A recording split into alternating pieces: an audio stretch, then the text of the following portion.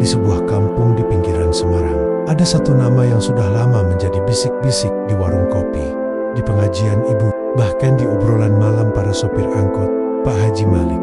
Nama itu, kalau disebut, orang-orang sering menghela napas dulu. Ada yang menatap kosong, ada yang menunduk pelan sambil bergumam. Itu orang, dulu banyak harta, tapi sombongnya, Masya Allah, tak ada yang berani menyebutnya jahat, tapi tak ada pula yang berani membelanya. Pak Haji Malik dulu dikenal sebagai orang berhasil. Ia punya toko bahan bangunan di dekat jalan utama, tempat yang ramai setiap pagi. Truk-truk datang mengantarkan pasir dan semen, dan dia berdiri di depan toko dengan kemeja rapi, jam tangan mengilap, serta wajah penuh percaya diri. Kalau orang baru datang ke kampung itu, mereka pasti mengira dia orang yang dermawan, apalagi ada embel-embel haji di depan namanya. Tapi warga lama tahu, di balik senyum tipisnya, ada sifat yang membuat banyak hati retak. Pak Haji itu kalau menolong, pasti ada maunya. Begitu kata Butini, penjaga warung depan rumahnya. Kalau pinjam uang ke dia, bunganya lebih tinggi dari koperasi. Sambung Pak Darto, tukang becak yang pernah hampir diusir gara-gara menunggak cicilan semen.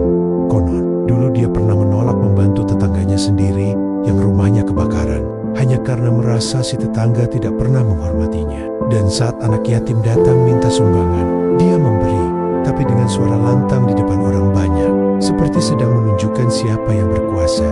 Lama-kelamaan, gelar hajinya menjadi beban bagi banyak orang. Mereka tak lagi memanggilnya dengan hormat, tapi dengan nada setengah getir. Haji Malik, orang kaya yang pelitnya nggak ketulungan, namun anehnya, hidupnya tetap terlihat mulus. Hartanya bertambah, tokonya makin besar, rumahnya megah dengan pagar besi tinggi. Setiap pagi ia keluar dengan baju koko bersih, sarung mahal, dan sandal kulit. Ia suka menatap sekeliling kampung dengan wajah puas, seperti ingin memastikan semua orang tahu bahwa ia berbeda. Sampai suatu hari, nama yang dulu disebut dengan rasa iri, mulai disebut dengan rasa takut. Waktu itu, kabar datang pelan, dari mulut ke mulut, dari gang ke gang. Pak Haji Malik meninggal. Bisik-bisik itu membuat seluruh kampung seperti berhenti sesaat. Tapi yang membuat bulu kuduk berdiri bukan kabar kematiannya, melainkan apa yang terjadi setelahnya. Malam itu, udara di sekitar rumahnya berubah aneh. Aroma menyengat, menyelinap keluar pagar. Dan ketika warga mencoba mendekat, banyak yang langsung menutup hidung dan mundur. Bau busuk yang tak wajar, seperti sesuatu yang membusuk lebih cepat dari seharusnya. Sejak hari itu, nama Haji Malik bukan lagi disebut dengan hormat, bukan lagi dengan iri, tapi dengan rasa ngeri dan penyesalan. Karena bagi warga kampung itu, kematiannya bukan sekadar takdir, tapi sebuah peringatan.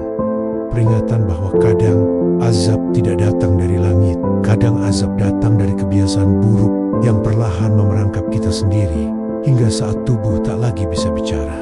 Bau dan kesunyianlah yang bersuara. Pagi di kampung itu selalu ramai. Suara ayam, ibu-ibu menjemur pakaian, dan tukang sayur lewat membawa dagangan.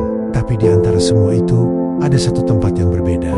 Toko besar di pojok jalan, dengan papan bertuliskan, Toko Bangunan Malik Jaya. Harga pasti murah, kualitas nomor 1. Dari luar, toko itu tampak megah. Tapi bagi banyak orang yang pernah bekerja di sana, toko itu seperti tong berisi kepiting. Siapa yang mencoba naik, akan ditarik jatuh oleh tangan pemiliknya sendiri. Pak Haji Malik berdiri di depan pintu toko tiap pagi, kemeja putih, sarung menempel di bahu, dan mata tajam yang menghitung segala hal. Berapa sak semen keluar, berapa liter solar tersisa di tangki truk, bahkan berapa lama karyawan izin ke kamar mandi. Ia bukan hanya pengusaha, ia pengawas yang tak percaya siapapun. Jangan percaya orang kalau urusan uang, begitu katanya pada anak buahnya. Dan kalimat itu jadi semacam moto kerja di tempat itu. Setiap pegawai bekerja dalam diam, takut salah, takut ditegur. Kalau ada uang 1.000 saja tidak tercatat, Malik bisa marah besar. Di antara mereka ada Rini, kasir muda yang sudah kerja sejak lulus SMA. Setiap akhir bulan, ia menunggu gajian, seperti menunggu hujan di musim kemarau. Tapi seringkali, Malik memotong gaji tanpa alasan jelas, kurang cepat menghitung. Ya, bulan ini potong 50.000. Katanya dingin, tanpa menatap wajah. Tak ada yang berani protes, karena kalau protes, bisa-bisa besok pagi tak dipanggil kerja lagi. Rini sering pulang dengan mata merah, menahan amarah yang tak bisa ia keluarkan. Dan setiap kali ia melihat Malik berangkat ke masjid dengan pakaian putih bersih, hatinya bertanya, apa benar orang sebaik itu di mata agama bisa sekejam ini di mata manusia? Namun bagi Malik, semua itu urusan dunia. Ia merasa apa yang ia punya adalah hasil kerja keras, bukan keberuntungan. Jadi ia punya hak penuh untuk menentukan nasib orang lain.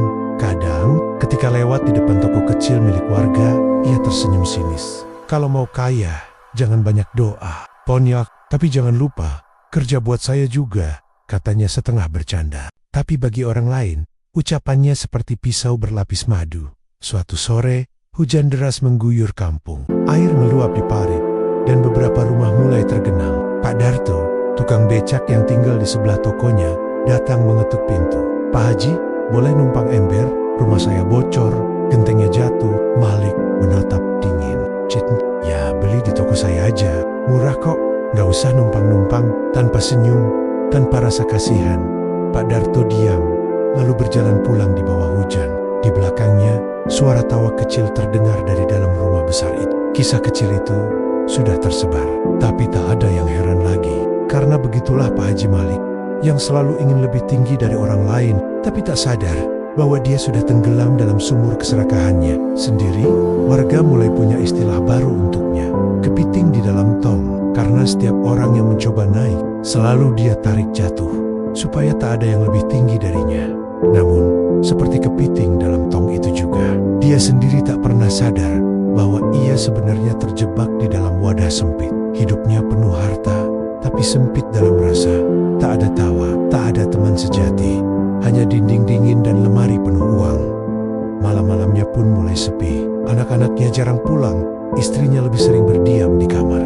Bahkan pembantunya sering pulang dengan wajah pucat, bukan karena takut hantu, tapi karena takut suara tuannya. Sementara itu, Malik tetap merasa semua baik-baik saja. Ia sering menatap cermin, merapikan kopiah lalu bergumam orang lain cuma iri. Aku berhasil karena aku disiplin, karena aku tahu cara hidup. Ia tak tahu bahwa dari balik dinding toko, banyak mata yang memandangnya dengan rasa getir. Dan di hati mereka, mulai tumbuh doa-doa yang tak terdengar. Bukan doa keburukan, tapi doa agar keadilan datang dengan caranya sendiri. Malam itu, di langit Semarang, hujan turun perlahan. Lampu toko Malik padam satu persatu. Dan entah kenapa, sejak hari itu, orang-orang mulai merasa hawa di sekitar toko itu berubah. Bukan dingin, bukan panas, tapi seperti ada sesuatu yang dayam-dayam minummu. Hari Jumat selalu jadi hari yang ramai di kampung itu. Dari pagi, suara azan dan langkah kaki jamaah terdengar bersahutan. Semua orang menyiapkan diri dengan pakaian terbaiknya, wangi minyak rambut, baju koko bersih, dan senyum sopan di wajah. Dan di barisan paling depan, masjid kecil itu, selalu ada satu sosok yang jadi pusat perhatian. Pak Haji Malik, ia datang lebih awal dari siapapun. Sarungnya disetrika licin, kopiahnya putih bersih, dan parfum mahalnya membuat orang tahu, bahkan sebelum ia masuk. Dari keyohan, orang bisa menebak, itu dia, lelaki paling kaya di kampung. Tapi di balik ketenangan langkahnya, ada sesuatu yang hampa, sesuatu yang tak pernah ia sadari. Setelah khutbah Jumat selesai, Malik selalu menyelipkan uang di kotak amal. Namun tangannya sengaja ditahan beberapa detik, agar semua orang melihat, agar orang tahu siapa yang memberi. Alhamdulillah, Pak Haji dermawan, bisik jamaah di belakang. Tapi mereka tahu, uang itu bukan keluar dari keikhlasan, melainkan dari kebutuhan untuk diakui. Setiap kali ia sedekah, ia memastikan ada saksi. Dan kalau tidak ada, lebih baik tidak sedekah sama sekali. Sementara itu, tetangganya, Bu Sumi, janda tua di seberang jalan, sudah 3 hari tidak makan layak. Anaknya sakit, uang habis, dan obat tak terbeli. Ia memberanikan diri datang ke rumah besar itu, membawa selembar kertas resep yang lusuh. Assalamualaikum, Pak Haji, anak saya butuh obat. Bisa bantu sedikit? Suara Bu Sumi lirih, matanya memohon. Malik menatap tanpa senyum. Bu Sumi, saya bukan bank, banyak orang minta tolong, tapi saya juga punya tanggungan. Ia menghela napas panjang, lalu menambahkan, lain kali kalau mau minta bantuan, jangan mendadak begini. Bu Sumi menunduk, mengucap terima kasih dengan suara bergetar, lalu pergi. Langkahnya pelan, tapi setiap langkah seperti meninggalkan sesuatu, sepotong doa yang tak lagi tulus. Hari berganti minggu, dan orang-orang mulai membicarakannya. Kalau mau minta tolong, jangan ke rumah Haji Malik. Pasti ditolak. Ucapan itu berputar di warung kopi, di pasar, bahkan di masjid. Dan tanpa sadar, nama Malik mulai hilang dari daftar orang yang didoakan. Bukan karena dibenci, tapi karena orang-orang sudah lelah berharap padanya. Sampai suatu malam, ketika masjid kampung sedang ramai pengajian, Pak Haji Malik datang terlambat. Ia duduk di barisan depan, tapi tak ada yang menegur. Tak ada yang menyalami seperti dulu. Ia melirik kanan kiri, menunggu orang menatapnya. Tapi semua sibuk mendengarkan Ustaz. Untuk pertama kalinya, ia merasa tidak diperhatikan. Rasa sombong yang dulu membuatnya besar, malam itu berubah jadi rasa kosong yang aneh. Di akhir acara, Ustadz menutup dengan doa panjang. Semua orang menengadahkan tangan, mata terpejam. Suara lirih penuh harap. Sementara Malik ikut mengangkat tangan. Tapi dalam hatinya, ia sadar sesuatu. Ia tak tahu lagi harus meminta apa. Ia tak tahu kepada siapa ia berhutang doa. Karena selama hidup, ia jarang mendoakan orang lain. Ia hanya sibuk memastikan doanya sendiri terkabul. Dan seperti tabungan di bank yang tak pernah diisi, tabungan doa Malik sudah lama kering. Beberapa hari kemudian, ia mulai merasa aneh. Dagangan di tokonya menurun. Truk pengantar semen mogok. Salah satu pelanggan besar memutus kerjasama tanpa alasan. Ini ujian, katanya dalam hati. Tapi di luar sana, orang-orang hanya mengangkat bahu. Mungkin itu karma. Dulu rezekinya besar, tapi pelitnya juga besar. Namun, anehnya, bukan hanya uangnya yang berkurang, melainkan juga orang-orang di sekitarnya. Rini, kasir muda yang selama ini sabar menahan perlakuan Malik, memilih berhenti tanpa pamit. Sopir truk tak lagi datang, dan pembantunya tiba-tiba pindah, meninggalkan rumah besar itu.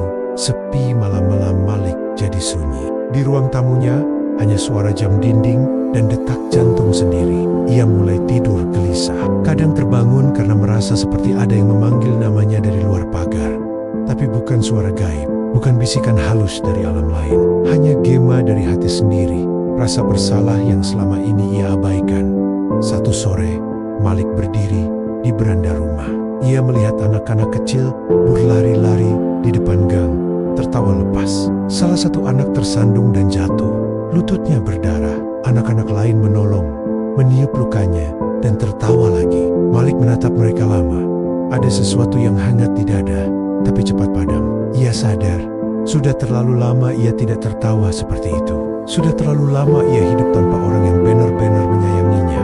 Dan di sanalah azab itu mulai tumbuh, bukan dari langit, bukan dari tanah, tapi dari hati yang kering, yang terlalu lama tak diisi dengan doa dan kasih.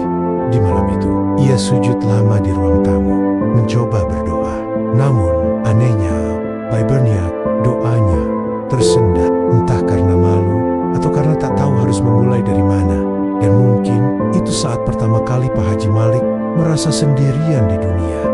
Waktu berjalan pelan di kampung kecil itu. Musim berganti, tapi kehidupan tetap sama. Orang-orang bekerja, anak-anak bermain di sore hari. Dan di ujung gang, rumah besar Pak Haji Malik berdiri megah seperti biasa. Namun ada yang berubah. Rumah itu kini sunyi. Tidak lagi terdengar suara tawa dari dalam.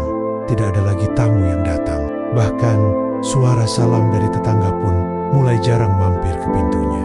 Dulu, setiap malam, halaman rumah Malik penuh cahaya lampu taman.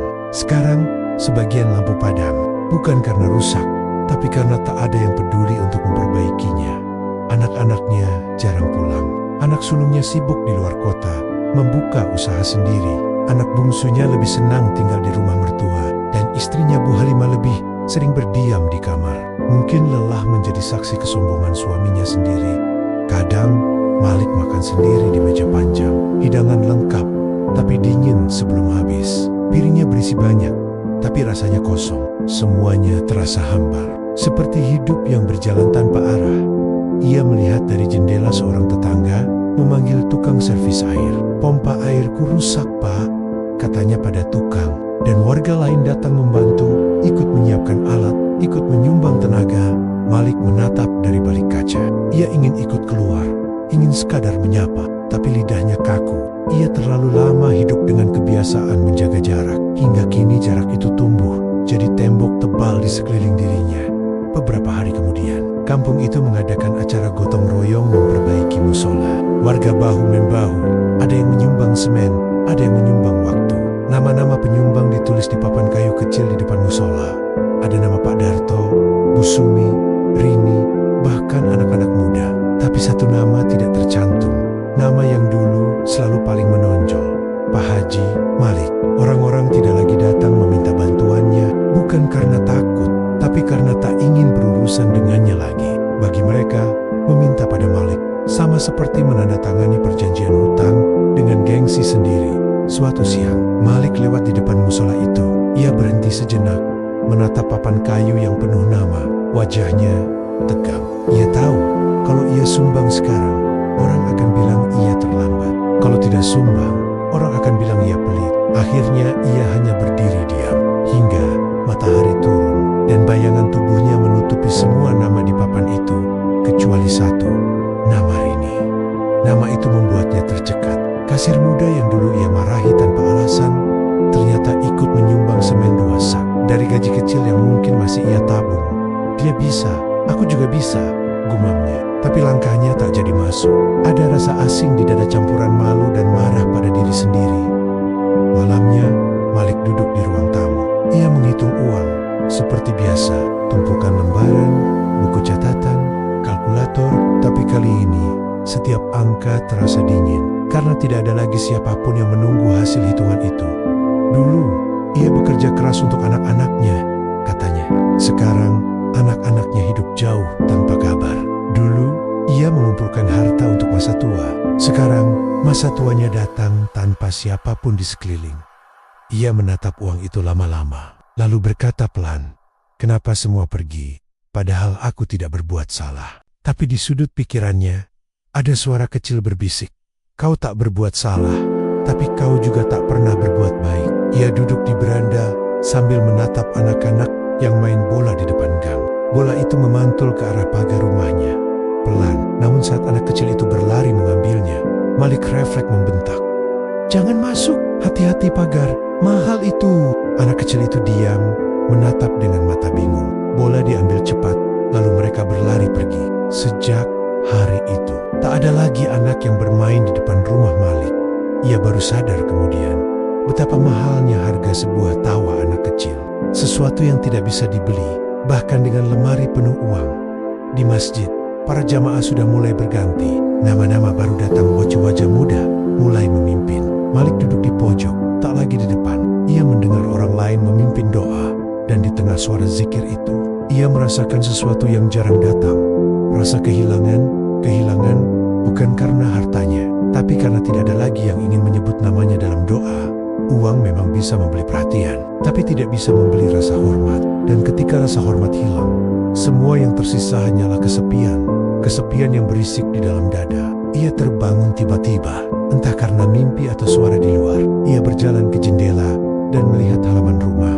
Pohon mangga tua berdiri diam, dan di bawahnya daun-daun kering berserakan. Tidak ada siapa-siapa, tapi entah kenapa ia merasa seperti sedang diawasi, bukan oleh makhluk halus, tapi oleh semua orang yang dulu pernah ia abaikan.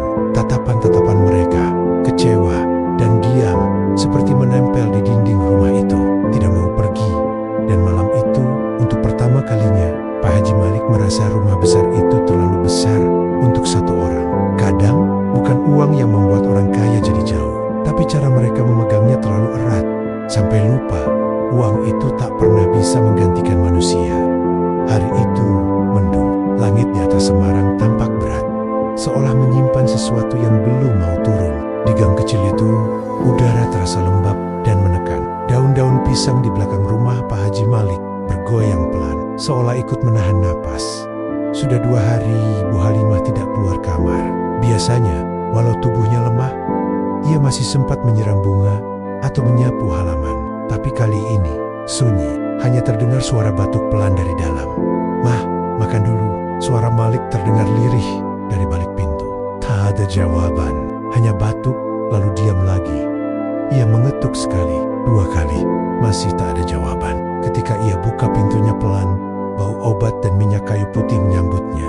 Di atas ranjang, Bu Halimah berbaring dengan mata setengah terbuka, menatap langit-langit kosong. Malik panggil pelan. Ia duduk di sisi ranjang, memegang tangan istrinya yang dingin. Dan untuk pertama kali dalam waktu lama, ia merasa sesuatu di dadanya retak, rasa kehilangan yang tidak bisa dihitung dengan angka.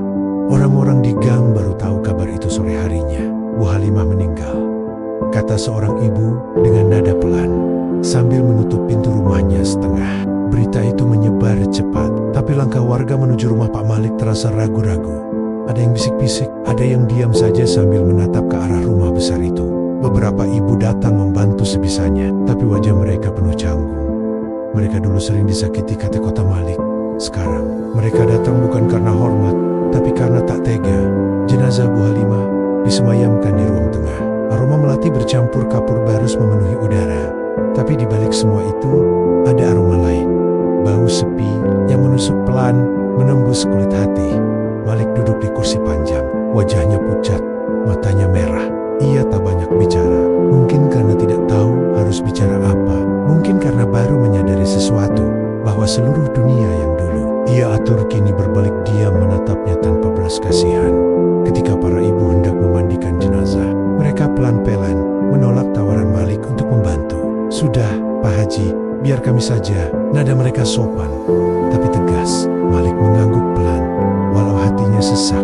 Ia berdiri di luar pintu kamar mandi, mendengar suara air yang disiramkan ke tubuh istrinya. Suara itu pelan, ritmis, tapi di telinganya terdengar seperti detik waktu yang memukul. Setiap cipratan air terasa seperti penyesalan yang terlambat. Ketika jenazah dimakamkan sore itu, hanya sedikit orang yang ikut mengantar. Anak-anaknya belum sempat pulang. Beberapa tetangga hadir karena rasa kasihan, bukan karena dekat. Di liang lahat, Malik berdiri sendirian. Tanah lembab menempel di sepatu, dan di antara doa-doa pelan, ia merasa bumi di bawahnya menelan lebih dari sekadar tubuh istrinya. Ia juga menelan semua rasa tenang yang tersisa di hatinya. Saat tanah terakhir ditaburkan, angin bertiup kencang, membawa suara don-don bergesekan. Beberapa orang menoleh ke arah Malik yang diam tak berkedip. Kepalanya menunduk, dan entah kenapa, satu dua orang mengatakan bau aneh tiba-tiba tercium dari arah tempatnya berdiri. Bukan bau mayat, bukan juga bau tanah basah, tapi semacam bau logam terbakar, getir, dan menempel di udara. Namun mereka tidak berani bicara. Malamnya, rumah besar itu benar-benar sepi. Tak ada suara isak, tak ada orang datang melayat lagi. Malik duduk di ruang tamu, lampu remang, dengan sajadah di depan dan foto istrinya di atas meja. Ia mencoba berdoa, tapi setiap kali menutup mata, yang muncul bukan wajah Bu Halimah, melainkan bayangan dirinya, marah, menolak, menuding, memerintah. Semuanya seperti menonton ulang hidup yang salah arah. Tangannya bergetar, tapi bukan karena sedih, karena takut. Takut pada sepi, takut pada waktu, takut pada dirinya sendiri. Dari kamar, terdengar suara pintu lemari yang terbuka karena angin. Di dalamnya, terselip kain mukena milik istrinya yang belum dilipat rapi. Bau sabun lembutnya masih terasa, dan Malik memeluknya lama-lama seperti anak kecil yang kehilangan ibu. Ia menangis, tapi suaranya hampir tak terdengar. Satu-satunya saksi malam itu hanyalah dinding-dinding rumah yang diam sejak lama. Kadang, kehilangan datang bukan untuk mengingatkan, tapi untuk menghukum. Karena sebelum seseorang pergi, Tuhan sudah tahu siapa yang akan benar-benar merasa kosong malam itu. Pak Haji Malik tertidur di ruang tamu, dengan sajadah masih terbentang dan lampu belum dipadamkan. Dan untuk pertama kalinya dalam hidup, ia tak bermimpi tentang uang, tapi tentang pintu. Pintu kayu besar yang terbuka perlahan, dan di baliknya, gelap. Tapi dari dalam gelap itu, ia mendengar suara lirih memanggil. Suara yang sangat ia kenal. Malik, rumah ini sudah cukup besar. Kenapa kamu masih mencari yang lebih besar lagi? Duka yang datang, kadang bukan karena kehilangan orang yang kita sayang, tapi karena akhirnya kita sadar, dialah satu-satunya yang pernah mau mencintai kita tanpa pamrih. Sejak kepergian Bu Halimah, rumah itu berubah. Bukan sekadar sepi, tapi mati dari dalam. Udara di ruang tamu terasa berat, lembab, dan berdebu.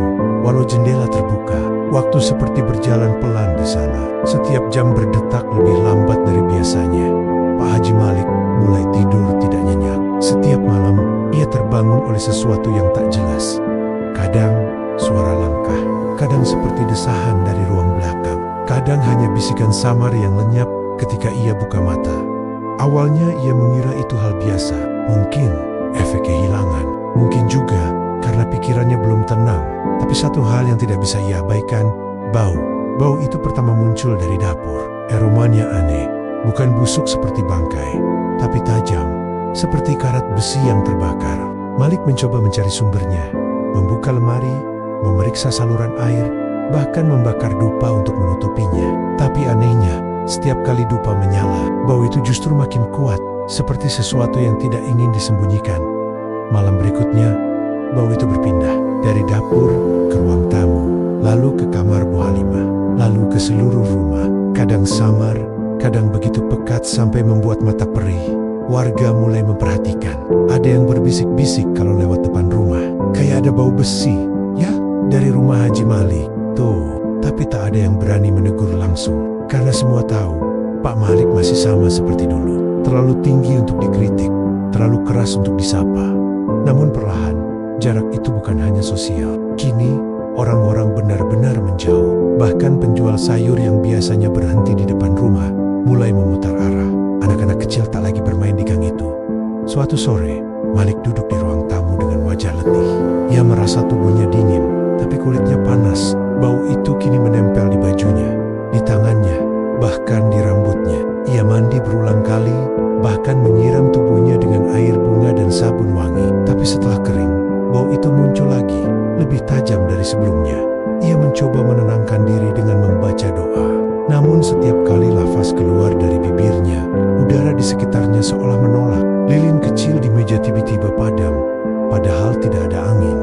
Malam itu, sekitar pukul 11, ia mendengar suara kecil dari arah kamar istrinya. Pelan, tapi jelas, seperti suara benda jatuh, atau mungkin langkah. Ia bangkit dengan tubuh bergetar, membawa senter kecil, melangkah pelan menuju kamar itu. Pintunya sedikit terbuka. Ia dorong pelan, dan bau itu langsung menyergap, jauh lebih kuat dari sebelumnya. Di dalam kamar, tak ada apa-apa, hanya lemari, ranjang kosong, dan foto lama di dinding.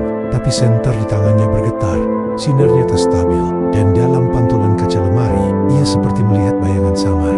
Seorang perempuan duduk di tepi ranjang, dengan kepala menunduk dan rambut terurai. Malik mundur spontan, senter terjatuh. Saat ia ambil lagi, bayangan itu sudah hilang. Tapi lantai kamar kini basah, dan dari bawah ranjang tercium lagi bau yang sama, logam, besi, dan darah lama. Keesokan paginya, ia memanggil tukang servis untuk memeriksa pipa. Bau dari mana, Pak? Tanya tukang itu. Dari bawah rumah mungkin, jawab Malik singkat. Tukang itu mulai membuka lantai kayu bagian belakang. Begitu papan pertama terangkat, muncul hawa lembab yang pekat. Lalu, sesuatu yang membuat mereka berdua membeku poku-poku rat, tertancap acak di tanah bawah rumah. Jumlahnya puluhan, sebagian menancap dalam, sebagian bengkok seperti pernah dipanaskan. Bau besi menyengat dari sana. Tukang itu langsung menutup kembali papan lantai. Wajahnya pucat. Pak, saya nggak bisa lanjut. Ini bukan urusan pipa, katanya, gugup. Malik hanya menatap, tanpa suara. Hatinya berdebar keras. Sejak hari itu, tidak ada tukang yang mau datang ke rumahnya. Bahkan, pengantar gas pun enggan berhenti. Rumah itu benar-benar terputus dari dunia luar. Dan di dalam, bau itu makin kuat. Kini bukan hanya di udara, tapi seperti menyatu dengan tubuhnya sendiri. Ketika ia tidur, ia mencium bau itu dari tangannya. Ketika makan, dari nasinya. Ketika berwudu, dari air yang menyentuh kulitnya. Seolah sesuatu di dalam dirinya mulai busuk. Bukan tubuhnya, tapi jiwanya sendiri. Beberapa malam kemudian, ia mendengar suara ketukan di dinding kamar. 3 kali, pelan, lalu berhenti, lalu muncul lagi dari arah lain. Ia menutup telinga, tapi suara itu tetap terdengar, bukan di luar, melainkan di dalam kepala. Suara yang sama, berbisik lirih. Kau tanam besi di hati orang, Malik. Sekarang besi itu tumbuh di rumahmu. Ia menjerit, tapi tak ada yang dengar. Suara itu lenyap, meninggalkan bau menyengat yang tak akan hilang, bahkan sampai pagi. Kadang, azab bukan datang dalam bentuk api atau petir. Kadang, ia datang lewat bau yang tidak bisa diusir. Karena asalnya bukan dari dunia ini, melainkan dari hati manusia yang sudah lama membusuk, tapi baru sekarang mulai terbuka. Pak Haji Malik duduk sendirian di ruang tamu. Lilin di depannya menyala kecil, dan di dinding, bayangannya bergetar, seperti sedang menyesal. Ia menatap tangannya sendiri, kulitnya mulai memucat. Pori-pori mengeluarkan keringat asin yang berbau logam, dan di bawah kakinya, lantai kayu mengeluarkan bunyi retak kecil. Seolah ada sesuatu yang ingin keluar dari dalam tanah, dari bawah rumah itu, dari bawah dosa-dosanya sendiri. Setiap keserakahan yang tak ditebus, akhirnya akan mencari jalannya sendiri untuk keluar. Bahkan lewat bau yang tak bisa dijelaskan oleh siapapun. Sudah seminggu penuh, rumah itu seperti tidak bernafas. Tidak ada tamu, tidak ada suara. Bahkan, suara jangkrik pun seolah enggan melewati pekarangannya. Di dalamnya, Pak Haji Malik duduk diam di kursi tua dekat jendela. Matanya cekung, kulitnya pucat kekuningan, dan bau itu kini bukan lagi sesuatu yang datang dan pergi, tapi tinggal bersamanya, seperti bayangan yang menempel pada kulit. Setiap malam, lantai kayu di ruang belakang mengeluarkan bunyi lirih. Tek, tek, pelan, teratur, seolah ada yang sedang berjalan pelan di bawah sana. Awalnya Malik pikir itu tikus, lalu mungkin air atau akar pohon. Tapi malam-malam berikutnya, bunyi itu bukan hanya dari satu titik. Kadang dari arah dapur, kadang dari bawah ruang tamu, kadang tepat di bawah kursi tempat ia duduk. Malam itu, sekitar pukul 1 dini hari, ia terbangun karena mendengar suara seret. Pelan, tapi panjang, seperti sesuatu yang diseret di lantai basah. Suara itu datang dari ruang belakang, tempat dulu tukang membuka lantai kayu dan menemukan paku-paku berkarat. Malik menggenggam senter kecil. Langkahnya gemetar, tapi ia tetap berjalan ke arah sumber suara. Setiap langkah terasa berat, bukan karena takut, tapi karena udara di dalam rumah itu berubah, dingin, padat, dan seolah penuh sesuatu yang tak terlihat. Saat ia tiba di ruang belakang, ia melihat papan lantai yang dulu ditutup rapat, kini sedikit terangkat. Hanya satu sisi, tapi cukup membuat udara dari bawah naik, membawa bau besi, darah, dan sesuatu yang lebih tua dari keduanya. Ia jongkok pelan. Dari celah itu, samar-samar terlihat warna hitam kemerahan di tanah bawahnya, seperti karat yang menetes. Ia menyorot dengan senter, tapi sinarnya redup. Dan di antara tanah lembab, ia melihat sesuatu yang membuat jantungnya berhenti sejenak. Paku-paku berkarat itu kini bergerak. Bukan banyak, tapi cukup untuk terlihat jelas. Sebagian perlahan bergetar, sebagian berputar di tempat, seolah ditarik oleh sesuatu dari bawah. Suara kecil seperti desahan terdengar, mirip suara udara keluar dari lubang kecil. Namun lama-lama, suara itu berubah, menjadi seperti napas, berat, dalam, seolah ada yang berusaha bangun dari dalam tanah. Malik terhuyung ke belakang, tubuhnya dingin. Ia berlari mengambil air wudhu, membaca ayat kursi dengan suara bergetar. Tapi semakin keras, ia membaca. Suara dari bawah lantai semakin nyaring, dan kini terdengar ketukan pelan dari dalam tanah. Tok, tok, 3 kali, lalu berhenti, lalu muncul lagi. Kali ini lebih keras. Tok, tok.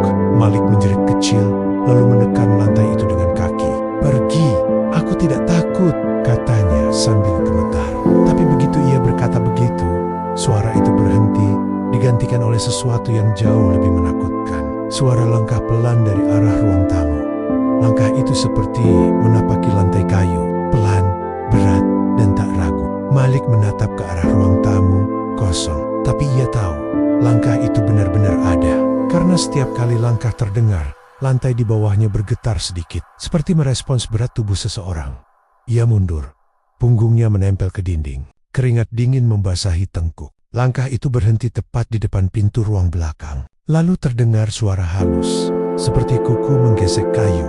Grek, grek, lalu sunyi, sampai tiba-tiba papan lantai yang terangkat tadi terlepas sepenuhnya. Dari celah itu, keluar hawa dingin yang menusuk tulang, dan bau besi yang kini begitu kuat hingga membuat Malik tersedak. Ia jatuh terduduk, dan dalam cahaya senter yang hampir mati, ia melihat paku-paku itu muncul ke permukaan, bukan keluar dari tanah, tapi naik perlahan, seperti ditarik oleh tangan tak terlihat. Setiap paku berdiri tegak, bergetar kecil, lalu berhenti di posisi yang rapi, dan dari sela tanah di bawahnya, tampak kilatan sesuatu, seperti kulit manusia, pucat dan kering, terkubur di bawah papan itu. Malik menjerit, menjauh. Ia tersandung meja, jatuh menabrak kursi. Senter terlempar, cahaya menyorot ke dinding, dan di dinding, ia melihat bayangan seseorang. Bukan bayangannya sendiri, Bayangan itu berdiri diam, tubuhnya tinggi, kepalanya tertunduk, dari ujung kakinya menetes cairan gelap ke lantai. Dan bersamaan dengan itu, lantai rumah mulai bergetar pelan, seperti perut bumi sedang menelan sesuatu. Malik menutup telinga, memejam mata, membaca doa, kalimat demi kalimat. Namun semakin ia baca, semakin kuat bau besi memenuhi udara, sampai rasanya seperti darah keluar dari pori-porinya sendiri. Tiba-tiba, semuanya berhenti, sunyi, tak ada suara langkah, tak ada getaran, hanya ada napasnya sendiri. Terengah-engah, ia membuka mata perlahan. Bayangan di dinding telah hilang, lantai kembali diam, dan paku-paku itu kini menancap rapi di celah papan, seperti tidak pernah bergerak sama sekali.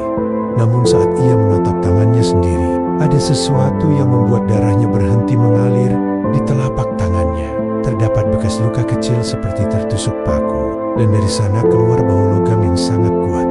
Malam itu, Pak Haji Malik tidak tidur.